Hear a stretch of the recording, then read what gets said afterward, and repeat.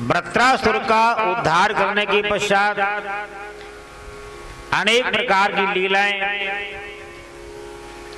वृत्रासुर का वध होने में सारे दानव और इकट्ठा होकर विचार करने लगे हमें क्या करना चाहिए। देवताओं ने हमें मार करके भगा दिया है। सो कश्यप जी महाराज की एक पत्नी है जो देवताओं की माता है, और एक पत्नी है जो दैत्यों की माता है, दिति और अदिति। अब दानवों की माता पति देव के पास चले गई, बोले महाराज ऐसा उपाय बताओ कि मेरे बेटाओं के जो दुश्मन हैं उनको मारने वाला मेरे को बेटा चाहिए। अच्छा, हमारे शास्त्रों में भी विधान बताया है जैसा बेटा चाहिए ऐसा साधन करो, उपाय करो, व्रत करो, नियम करो, वही हमारा बेटा हो सकता है। हम तो चाहते हमें कुछ ना करना पड़े और राम की तरह हमें आज्ञाकारी बेटा मिल जाए। हम झूठ बोलें, छल करें, कपट करें, हमारे बेटा हमारी सेवा करें, ऐसा कैसे होगा। अगर राम की तरह आज्ञाकारी बेटा चाहिए तो हमें दशरथ कौशल्य की तरह भी व्रतधारी और महान बनने का प्रयास करना चाहिए। दिति महारानी जो दैत्यों की माता, उसको पति देव ने व्रत बताया। जो 12 दिन में व्रत करने पर जैसा चाहो वैसा बेटा मिल जाएगा। दिति महारानी ने बड़ी निश्चय पूर्वक व्रत करना प्रारंभ कर दिया। मेरे जो बेटा हैं उन बेटाओं को कोई मार ना पाए और मेरे बेटा दुश्मनों को परास्त कर दें, ऐसा मुझे बेटा चाहिए। व्रत करते करते, अच्छा व्रत करने में कुछ नियम ध्यान देने पड़ते हैं। सबसे पहले हम व्रत समझे, व्रत क्या होता है। व्रत माने नियम, व्रत माने संकल्प, व्रत माने उपासना, व्रत माने अपने इष्ट की आराधना, व्रत माने भगवान को प्रसन्नता करने का हेतु, और व्रत माने अपने जीवन की साधना करना, और व्रत माने भगवान की ओर जाने का प्रयास करना, और व्रत माने अपने तमाम कुसाधनों से, दुर्विचारों से दूर होकर के सद्भावना जीवन की बनाना। हम तो व्रत का मतलब ही नहीं समझते हैं। कई देवियां जब व्रत होता है तो गोली खा के सो जाती हैं।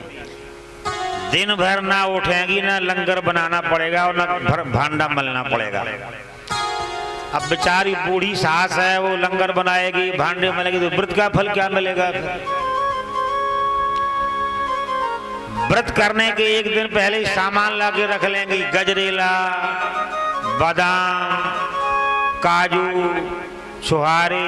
अब घर वाला बेचारा कहता है मेरी हफ्ते भर की कमाई सारी बर्बाद कर दी, तेरा ये व्रत है कि मेरी मुसीबत है, ये बता क्या है। अब तुम्हें फल मिलेगा कि फूल मिलेगा, कुछ भी तो नहीं मिलने वाला है। वो बेचारा कुड़ कर रहा है और दाल फुल्का खाया और रोते रोते दुकान पर चला जाता है। तुम्हारा व्रत तो मुसीबत है, व्रत क्या करेगा। अरे व्रत माने सावधानी, व्रत माने मर्यादा, और व्रत माने शरीर को साधना, व्रत माने अपने मन का संतुलन बनाए रखना। वो बेचारी 3 दिन पहले से गजरेला भी बनाना है, और मैंने कूटना भी है, मैंने बादाम भी कूटना है, तुम रोटी खाओ जाओ, तुम्हें क्या लेना देना है। उसको भी मुसीबत है और उसको भी मुसीबत है। 3 दिन पहले से कूटना शुरू कर देती है। परमात्मा, ये जो कूटते रहना कौन सा व्रत है। सबसे पहले तो एक दिन पहले एक समय भोजन करना चाहिए। रात्रि में दुग्ध और फलाहार लेना चाहिए। जिस दिन व्रत करना हो सबसे बढ़िया व्रत होता है निराहार होकर करना। अगर हम शरीर के द्वारा निराहार ना कर पाए तो ऐसा फलाहार लेना जो केवल पीने वाला होता है। अच्छा, एक महीने सुन लिया कथा में कि पीने वाला सबसे बढ़िया फल देता है। घर में गई और पीना, भाई ये नहीं कि पीते ही रहो, फिर एक सांस में जितना पी सकते उतना पीना। 1 किलो बादाम कूटा, 1 किलो काजू कूटा, छुहारे और खोवा मिलाया, उसको केवल 1 किलो बनाया, पतला सीरा बना लिया। घर में गई, एक सांस में पूरा 1 किलो पी गई। पंडित जी मैंने हूँ वैकुंठ मिल जाएगा कि नहीं मिलेगा? बोले माई चिंता ना कर, डायरेक्ट चाबी दे देंगे तेरे को और दरवाजा खोलना, कुछ नहीं करना। वैसे ये बताते ना व्रत किया कैसे? बोले आपने कहा था कि पीने वाला फलाहार करना, दांत नहीं लगाना, एक ही सांस, मैंने सांस लिया ही नहीं बीच में। 1 किलो बनाया था, थोड़ी जिया एमी कुट की बादाम, तो थोड़ी जिया काजू, थोड़ी जिया खोबा, एक कोई सांस मैंने पिया, सांस लिया नहीं कोई बीच में मैंने। पंडित जी बोले तेरे को तो जरूर मिलेगा और मेरे को ही मिलेगा, चिंता ना कर, घबरा ना बिल्कुल। ऐसा ना हो कि हम उस व्रत के बहाने तमाम अपने मन को भटकाते रहें। अगर हम ना रह पाए तो पीने वाली वस्तु लेकर अपने शरीर को साधना करने के लिए फलाहार करें, और इससे भी हमारा काम ना चल पाए तो जो वृक्षों में पका हुआ फल है उस फल को लेकर के, दूध को लेकर हम अपने व्रत को कर सकते हैं, ताकि सावधानी पूर्वक हमारा नियम हो जाए। ये तो हुआ व्रत, और इसके अलावा जो है वो भरत और भरत। चकाचक माल बनाया और कढ़ाई तड़के उठ के कढ़ाई चलने लगे, वो दिन भर चलती रहे, बंदा बेचारा रो रहा है, तुम्हारा व्रत हो रहा है तो क्या फायदा है।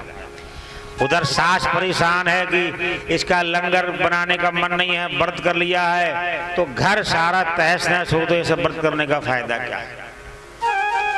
और इतना ही नहीं, व्रत करने में अपने इष्ट देवता का चिंतन करना चाहिए, व्रत करने में सावधानी बरतनी चाहिए, व्रत करने में अपने भगवान को रिझाना चाहिए, झूठ नहीं बोलना चाहिए, खुले बालों से नहीं सोना चाहिए, अगर बाहर से आओ तो हाथ पैर धो करके घर में अंदर आना चाहिए, झूठे मुख से नहीं सोना चाहिए।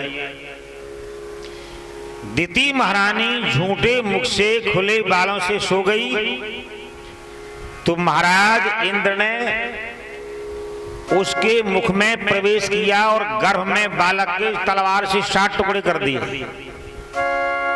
और 60 टुकड़ों के 7-7 टुकड़े कर दिए।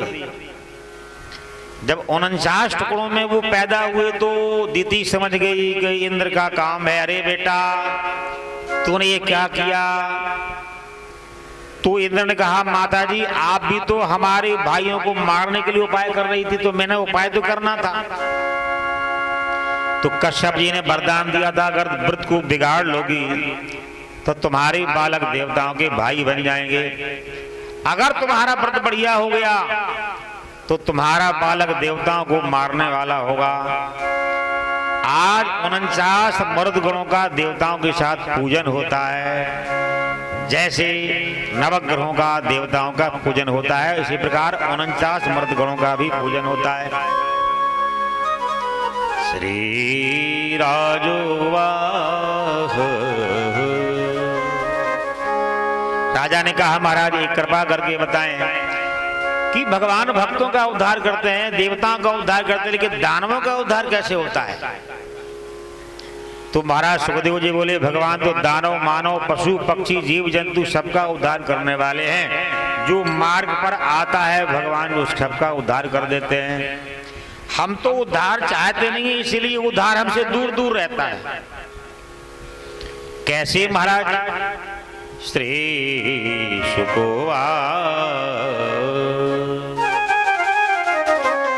अच्छा सुखदेव जी ये कथा को याद करके बड़े प्रसन्न हो गए, भगवान की भक्त की कथा आ गई है, महाराज प्रहलाद जी कथा आ गई है। जब परीक्षित ने पूछा कि दानवों का उद्धार कौन करता है तो सुखदेव जी को प्रहलाद जी की याद आ गई और मन बड़ा गदगद हो गया। ठाकुर जी का भक्त है, ठाकुर जी का प्रेमी है, ठाकुर जी को बस में कर लिया, ठाकुर जी को अपना बना लिया, त्रिलोक छोड़ करके प्रभु को उसके सामने हाथ जोड़ के खड़ा होना पड़ा। महाराज सुखदेव जी बड़े प्रसन्न हो गए। राजन दानवों का उद्धार भी ठाकुर जी ही तो करते हैं और कौन करता है। श्री शुकोवाच, हे राजन जब हिरण्याक्ष का 12 भगवान ने वध कर दिया और पृथ्वी को जल पर रखा तो बड़े भाई ने सोचा कि जो मेरे भाई में 1000 हाथी का बल है उसको मारने वाला है, उससे बदला लेने के लिए मुझे शक्तियां चाहिए, ताकत चाहिए, ऐसा नहीं। अच्छा, कई लोग गुस्से में आगे जगह जगह उलझ जाते हैं, जीत जाएं, हार जाएं, मार खा जाएं, कुट जाएं, पिट जाएं, ये नहीं सोचते, उलझ जाएंगे। अरे ये तो विचार करो कि हम उलझने के लायक है कि नहीं, वहां के मार खा के आ जाएंगे। हिरण्यकश्यप सोचता है मेरे भाई में 1000 हाथी का बल है और उसको जिसने मारा है उसे बदला लेने के लिए मुझे शक्तियां इकट्ठी करनी पड़ेंगी, बल इकट्ठा करना पड़ेगा। तो जंगल में चले गए। जंगल में जाकर के एक पैर के अंगूठा से खड़े होके और दोनों भुजाएं ऊपर करके ओम नमो ब्रह्मणे, ओम नमो ब्रह्मणे। 10,000 साल बीत गए। हमें गप्पे मालूम पड़ती हैं, ऐसा कैसे हो सकता है?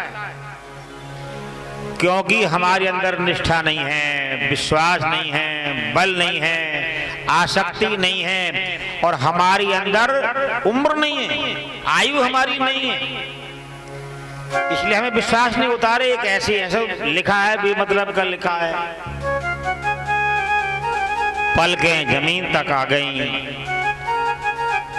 हड्डियों में दीमक लग गई, जटाओं में पक्षियों ने घोंसले बना लिए, चारों तरफ दीमक लग गई, तमाम जीव जंतु रहने को लग गए।